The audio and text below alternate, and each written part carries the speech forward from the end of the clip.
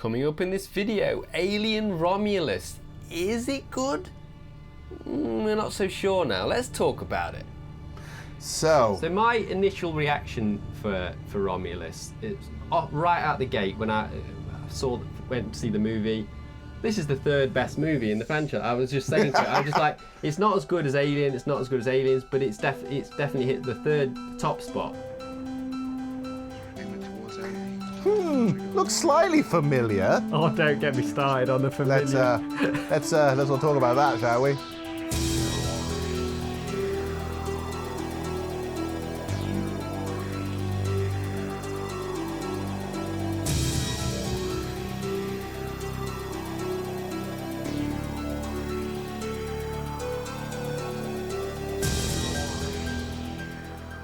What's frustrating to me is there's a lot of bad stuff in the movie I don't like, which kind of would normally bring it down the list, but I don't think it can bring it make it go tumble all the way down the list. No. But because there's lots of love in there. But it's frustrating me that I can't I'm in two minds about it. It's like I wanted it to be a dead cert of the third spot, but so here's the thing with Romulus. It's half a very good movie, and it's half a good movie when it's trying to do its own thing. And again, I think we talked about this when things like Prometheus and Covenant and all these other movies. It's when it tried to be an alien movie and tried to copy Alien and Aliens and everything from it, is where it stumbles. Where it was doing its own thing, and it was really cool the first half. I love all the characters. Raids were great. I love the androids. I love our lead characters are awesome in this, and they got very well performed and subtle, and the story leading up to it, them being orphans, trying to find a way to escape. It's really, really good because the world building in this movie, the first half, again, it's all in the first half. My favorite bits are all in the first half of the movie. It's really good. Did the first half, the tone of it remind you a bit of Alien 3 and the look and stuff like that? It does. It's warm, it's gritty, it's dirty, but not in a way that feels like, oh, it's because of rushed production. This one feels like, okay, we're getting that tone in because this is a rough and dangerous place. It's the worst place on the planet, worst place in the world by looks of things. This is genuinely just awful. People are just working to death, aren't they, there? It's a literal coal mining planet, and people they're assigned to the company, and they're just there to work and die. What a horrible place to be in. So I think we can agree, like the build up to the the first sort of act and like is really, really good. The warning sign for like for me for what was going to happen later came quite early though. Like they're in the canteen kind of area. And the first sort of nod was like that little tippy thing. That little tippy thing. That's in the first, it's just part of the set in the first movie, isn't it? But now it's member berries basically. But like that was so distracting that I wasn't concentrating on what they were saying in the dialogue scene. I was just, that's that thing, look. That's that thing from the first movie. I was just thinking about that, and I was like, okay, that's totally distracted me from the whole dialogue of that scene. There's a lot of sequences where it seems to be doing these nods, and I get it. I love the white pulse rifle. It's so cool looking though. Right, this is an F-44A pulse rifle. It's rotating breech electronic pulse action. It's what the Colonial Marines used. AA stands for aiming assist. So right, you put that under your arm. That's it. Right, this time too. Yeah. Aim it towards Andy. Looks slightly familiar. Oh, don't get me started on the familiar. Let's all talk about that, shall we? This is a very postmodern film in that sense, where it's just like making loads of references to all the movies or whatever it is. I mean, the first sort of thing, when like almost in the first scene when the scientists are probing the cocoon thing, and it turns out there's actually something else entirely, but it's the same one from the first movie. It's all like, okay, I get it, but why?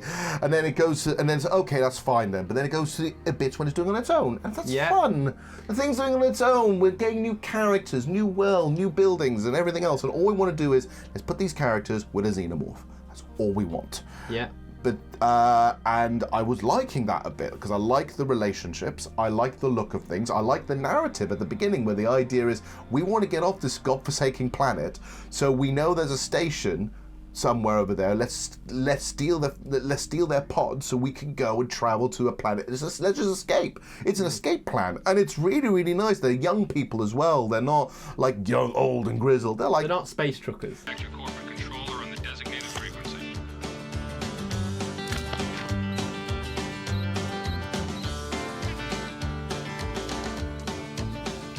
They're not space truckers. They are, at this point, they are young adults. They're in their early 20s. You know, it's them going like, it's what you do in your early 20s. You want to go out and say, oh, I'm tired living here on my living on home, Ma. I'm going to escape. And so they do that.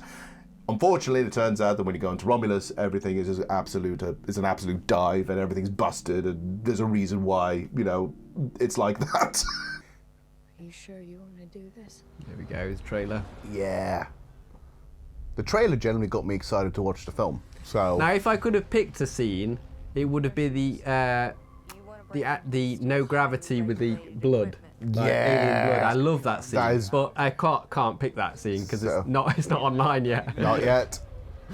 But just looking from the trailer alone, we get when I looked, this is the reason why I got excited when I wanted to watch it, because it's the trailer got me genuinely intrigued.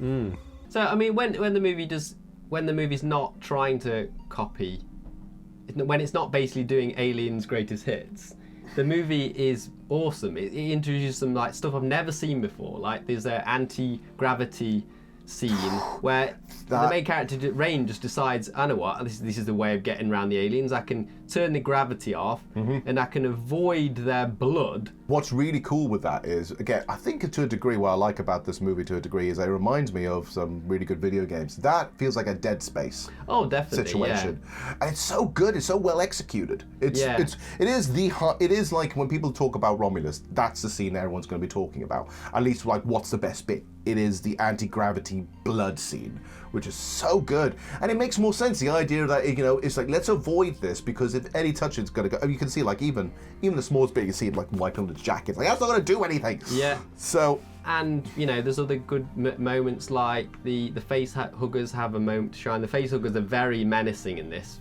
film, and they've got more screen time than ever. Yeah. There's a lot of like, there's a scene where it's shown in the trailer and we reacted to it, like they're underwater and they're kind of like, where are they? And kind of like, it's really tense. And somewhere in the water, yeah.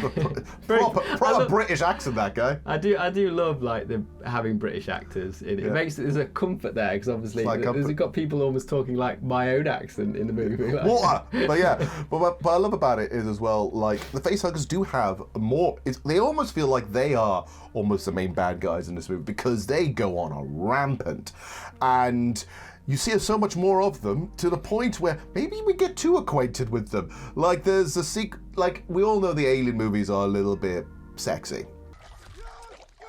It's again, if people didn't think Alien was about sexy stuff, this movie is really about the sexy stuff. Oh my god. That's deep throating, all right. God damn.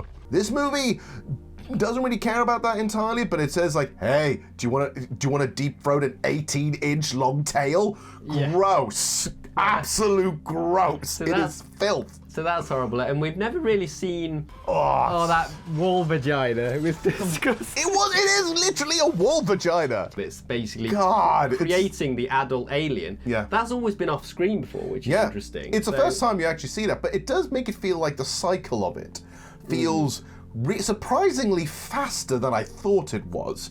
Like, in the first Alien movie, obviously you got, you know, after the chest bursting scene, it runs away. It takes a while before we got adult here. This one feels like in 15 minutes, full adult mode. And it just speed along. Yeah. But that is an interesting kind of really disturbing kind of image. Yeah. That's really, really cool. And there's a great moment. It ends with a moment I don't like, but when Andy is basically like surfing on a xenomorph down an elevator shaft while shooting it. This is Andy. It's like that is such a badass moment for an android, because androids don't normally have that, you know, combat moments like that, do they? Like because Bishop has a few of those. Yeah. But that is a great image that's kind of undercut by the sort of get away from a you bitch at the end of it, which pisses me off. Right. Okay, so shall we get to the main criticism of this movie, I feel? Okay. Let's go right into it. The problem with this movie is that literally around the halfway point, even though it's scanned for at the beginning and you think, it's just a nod, by the halfway point, it's not just the greatest hits, it's overtly the greatest hits. Yeah. And it distracts you from the character building that you had beforehand. Like Andy, being the android who starts off his prime directive originally is just to keep an eye on Rain and all, Rain, all that kind of stuff, but then afterwards gets the other thing that says, like, we've got to do it for the company. So the guy is having to perform in two different modes at the same time. He's conflicted. There's a lot there. Half of that then kind of goes because when he suddenly starts, he just quotes Ripley from Aliens. Get away from her, you bitch! Why? There's no need for it. It doesn't work. It's odd. It's like almost, I don't know whether it's Fede Alvarez's choice. Like, he's like so much of a geek, like towards the Alien movies. He wants to include all these bits, or whether it's studio stuff. I don't know, but it just seems like it's its downfall. It's like it becomes like fan film, like you know. Yes, and this is where it comes from. It's the idea that everything now, the last half of the movie is a lot of nods. Yeah. Everything's a reference, and it's almost weird. It's like a soup, and it becomes difficult to get involved with it when the ideas and the plot keep building upwards, and suddenly halfway through, which is a bunch of stuff, it gets manic and weird and makes no sense. They brought in the black goo from Prometheus, and so it's like, so Prometheus is properly canon now, and it is before all this stuff, and it's like, okay, but they don't explain it that much a bit because obviously there's no one there to properly reference this because our original antagonists from those movies are not in this. Another android's in this though. I think that really is the one that pisses me the fudge off. But oh god, okay, I'm just gonna have to step back a bit. I'm actually getting heated. Well, I just want to close out by like, I know a lot of people hate the offspring in this. Like, because they didn't like that moment in Resurrection, and it's kind of a nod to that. But I thought it was absolutely terrifying, the offspring, and I thought it reminded me of a necromorph from Dead Space, which I loved. Yes. And I liked the fact it looked like an engineer a little bit as well.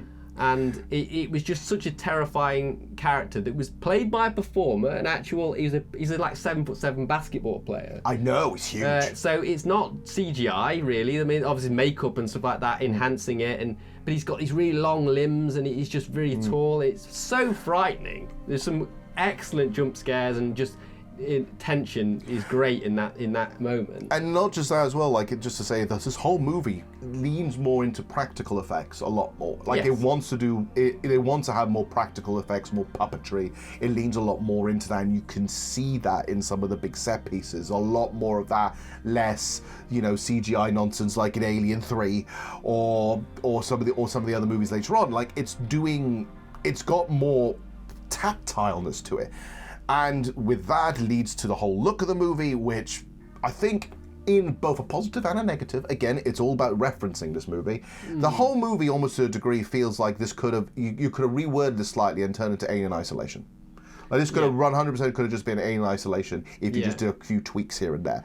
And I'm saying that as a good thing because Alien Isolation was bloody awesome, and there's probably Ed's going to put a clip in right now of me screaming like a girl when we played it one time. Just put the clip here now. Oh, good. Oh, no! Oh, sorry. Oh, it's gone. Oh, we're safe. Oh. Absolutely. I wish there was just a movie of Alien Isolation. It frustrates me that we had Romulus instead of Alien Isolation, because I liked Romulus, as we've said, we've got a lot of complaints with it, but if they had a movie of Alien Isolation, I think it would be a really good entry in the series. 100%. Yeah. And I think this is why Romulus fails to a degree, is that there is Alien Isolation and there's Dead Space, and they kind of got what they were trying to do here without being too referential. This one is all about the references. It's all about the sequences of all about reenacting the shots, reenacting the lines, having sequences from everything being merged together without it feeling so original. So it's both a huge thumbs up, but also there's like, I don't know where, now I'm in a weird position where I'm not entirely sure how I feel. Like, I'm getting heated talking about it, but I like it. So it's such a weird thing to think about. Now, it depends, because I know people who watch this movie and love the fact that it's a complete Alien greatest hits. I think it's because they might have been burnt a bit by Prometheus and Covenant to say, like, I just want a regular Alien movie. So what you do, you give them the greatest hits. Just give the people what they want, right? Yeah. And that's why people love that. Yeah, when I was listening to the Horror Hangout podcast review about it, they read out some letterbox reviews, and one person said, I'm a fan and I've been served and I love it, kind of thing. That kind of comment. Yeah. So they like the fan service. And that's the thing, is like, I think what it is that we want fan service too, but the movie feels like the second half of the movie is too much fan service. Give it to me. Give me all you got. I perhaps, if it was me, if I wanted to do the fan service stuff, maybe they should have like done little promotional clips where it's literally, this is like not a scene in the movie, but it's promoting the movie, and it's kind of like, it's just the new characters in this movie, and they're basically just kind of like doing a nod to another movie, and it's just a promotional thing to sell the movie. It's not actually in the main movie. That's what it feels like, you know what I mean? So that was our thoughts on Alien Romulus, taken from our upcoming Alien Movies tier list video. What are your thoughts on the film? Did you love it, hate it, or have mixed emotions about it like us? Leave a comment below and we'll see you on the next one. Fancy supporting Retro Rewind in the best possible way? Head over to buymeacoffee.com/Harvey Retro and choose from 2 options to unlock exclusive full movie and album commentary videos by yours truly and guests. Select membership and join Harvey's AV Club for £3 a month. Trivia, anecdotes, and even drinking games will be on the cards with these special commentary episodes. Or, if you'd rather, just say thank you without joining the club, select support and buy us a VHS tape, which is a single £5 contribution, and don't forget to tell us which classic you're adding to our library, as it might inspire me to review that movie in future. And that's it.